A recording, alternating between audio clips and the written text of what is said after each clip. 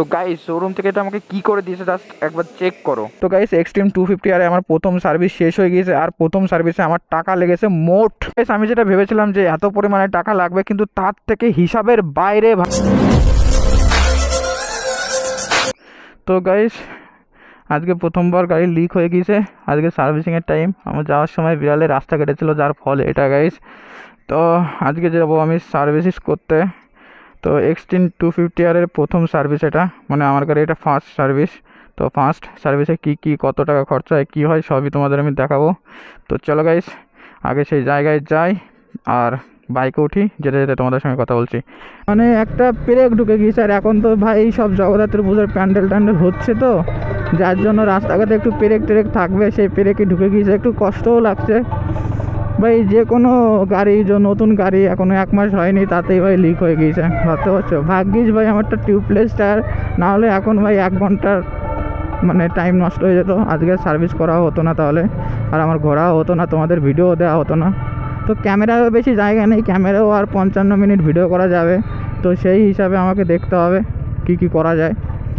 শোরুমের কাছে প্রায় চলে এসছি, বেশি দূর না ভাই শোরুম, হালকা দূরে, কিন্তু আমি শোরুমে গিয়ে মিথ্যা কথা বলবো যে বেতার থেকে আসলাম তার জন্য দেরি হয়ে গেছে।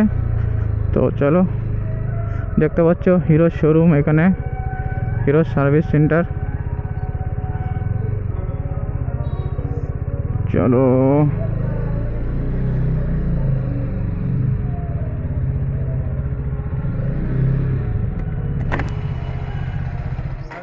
হ্যাঁ হ্যাঁ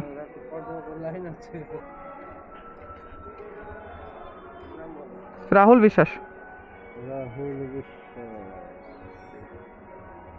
এই তো 5 নম্বর।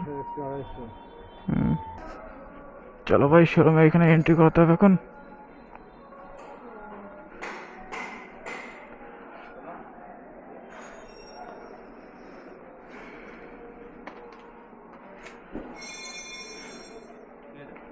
সার্ভিস হ্যাঁ হ্যাঁ রাহুল বিশ্বাস 5 নম্বরে আছে, দেখো।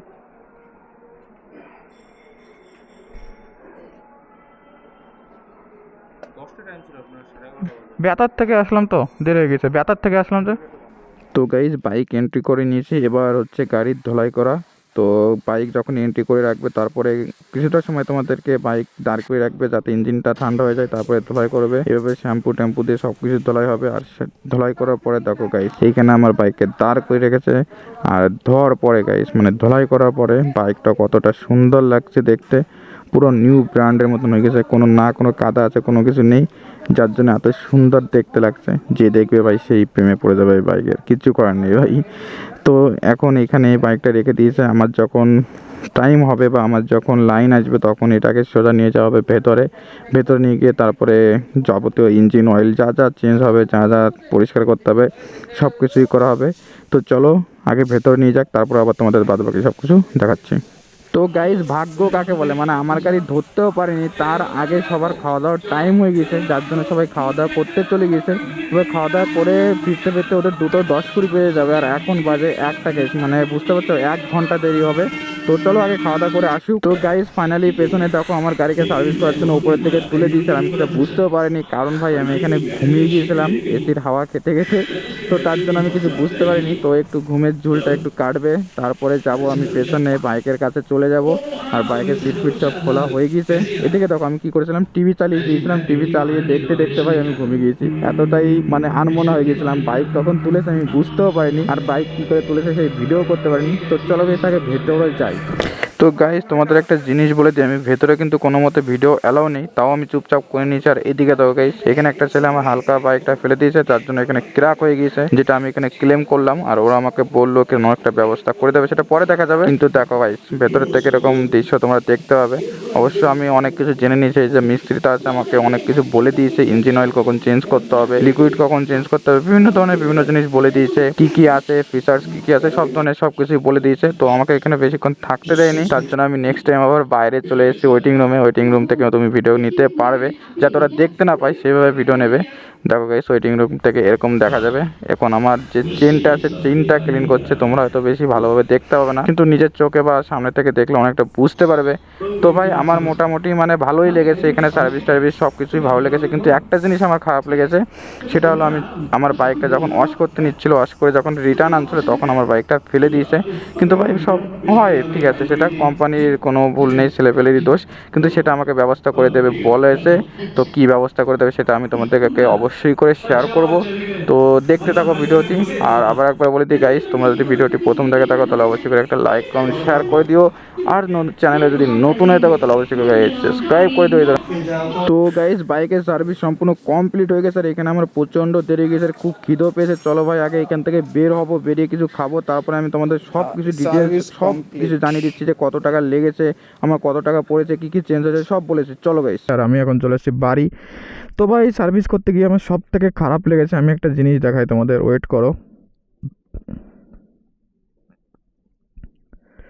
সার্ভিস করতে গিয়েছি, একটা বাচ্চা ছেলেকে গাড়িটা ভেতরে ঢোকাতে দিয়েছে ওয়াশ করার জন্য। দেখো ও গাড়িটা ফেলে দিয়েছে, আর গাড়ি ফেলে গিয়ে পড়ে গিয়েছে, মানে ভাই কোনো না কোনো ক্র্যাক তো হবে। দেখো এই জায়গাটা পুরো ক্র্যাক হয়ে গিয়েছে ভাই। অবশ্য বলেছে ওরা চেঞ্জ করে দেবে, যার জন্য ওরা অর্ডারও করে দিয়েছে। দেখো তোমাদের আমি একটা জিনিস দেখাই, এই যে দেখো জিনিসটা, মানে ওরা এটা কী করেছে, অর্ডার করে দিয়েছে যে আসলে আমাকে বিনা পয়সায় পুরো চেঞ্জ করে দেবে।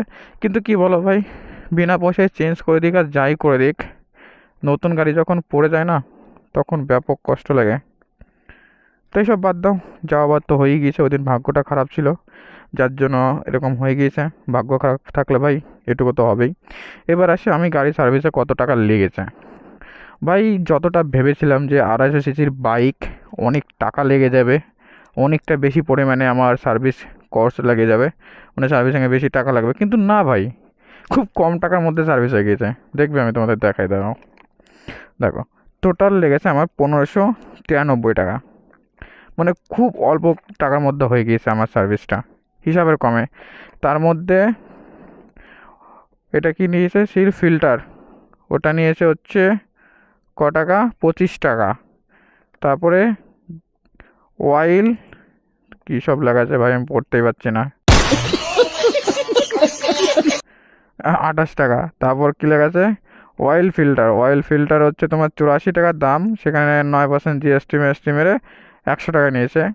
আর যে ইঞ্জিন অয়েলটা, ঠিক আছে, ইঞ্জিন অয়েলের দাম হচ্ছে তোমার 1220 টাকা, আর সেখানে জিএসটি মেরে নিয়েছে 1440 টাকা। এবার ইঞ্জিন অয়েলের কথায় আসি, এতে কিন্তু ইঞ্জিন অয়েল মানে তুমি যদি ভালো একটা যাও, ভালো কোনো সার্ভিস সেন্টারে, তাহলে তোমাকে কোনো কিছুই বলে দিতে হবে না, তারা নিজেরাই করে দেবে। আর তুমি যদি ঠিকঠাক জায়গায় না যাও, হয় তোমাকে ইঞ্জিন অয়েল বেশি দিয়ে দেবে, নাহলে তোমাকে ইঞ্জিন অয়েলটা একটু কম দিয়ে দেবে। আমি তোমাদের একটা বলে দিই, ইঞ্জিন অয়েল কিন্তু এতে থাকে টোটাল 1600 ml। 1600 ml তোমরা এখানে সবসময় ইঞ্জিন অয়েল দেবে, তার বেশিও দেবে না কমও দেবে না। তার বেশি দিলে কিন্তু ইঞ্জিন প্রচুর পরিমাণে হিট হবে, যদি কম দাও তাও প্রচুর পরিমাণে হিট হবে। এমনি তো ভাই গাড়ি 250 সিসির গাড়ি, ইঞ্জিন প্রচুর পরিমাণে হিট হয়। তো দেখো ভাই সার্ভিস করার পরেও দারুণ লুক চলে এসছে। সার্ভিস করার আগে অতটা পাওয়ার দিচ্ছে না, ইঞ্জিন খুলছিল না, কিন্তু প্রথম সার্ভিসের পরে ভাই দারুণ ইঞ্জিন খুলে গিয়েছে। আর একটা দুঃখ ভাই, আমি যেদিন সার্ভিস করাতে যাব সেই দিন গাড়ি হয়েছিল লিক, আর লিক হয়েছে মানে একটু কষ্ট লেগেছে বুকে। আর লিক সারাতে আমার লেগেছে হচ্ছে 150 টাকা ভাই, 150 টাকা লিক সারাতে নিয়েছে। অবশ্য টাকা খুলে সব ভেতর দিয়ে লাগিয়ে দিয়েছে সব লিক, যার জন্য আর কোনো প্রবলেম হবে না, হাওয়াটা বেরোনোর কোনো প্রবলেম নেই। চেন ঢিল হয়ে গেছিলো, চেনটা টাইট দিয়ে নিয়েছি, যা যা প্রবলেম ছিল সবই আমি করে নিয়েছি। আর তোমাদের একটা জিনিস বলেছিলাম যে আমার এই জিনিসটা প্রবলেম দিচ্ছে, মানে এটা জ্বলছে কিন্তু কী হচ্ছে না, নিচের দিকে যাচ্ছে না, কিন্তু এটা ঠিক হয়ে গিয়েছে অটোমেটিক। খুব অল্প টাকা লেগেছে ভাই, কোনো টেনশন নেই।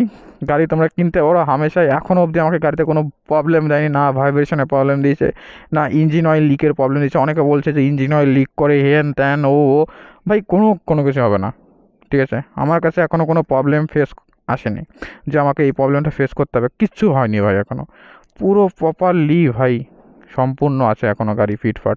এই ছিল আজকে আমার সার্ভিসের যাবতীয় ডিটেলস, যা যা আমি বলতে পেরেছি, যা যা আমি তোমাদের দেখাতে পেরেছি সবই দেখিয়েছি। তো ভিডিওটা যদি ভালো লাগে অবশ্যই করে একটা লাইক কমেন্ট করে দিও, আর যদি চ্যানেলটাতে নতুন হয়ে থাকো তাহলে অবশ্যই করে গাইজ একটা সাবস্ক্রাইব করে দিও। তো চলো গাইজ, দেখা হবে আবার নতুন কোনো ভিডিও নিয়ে।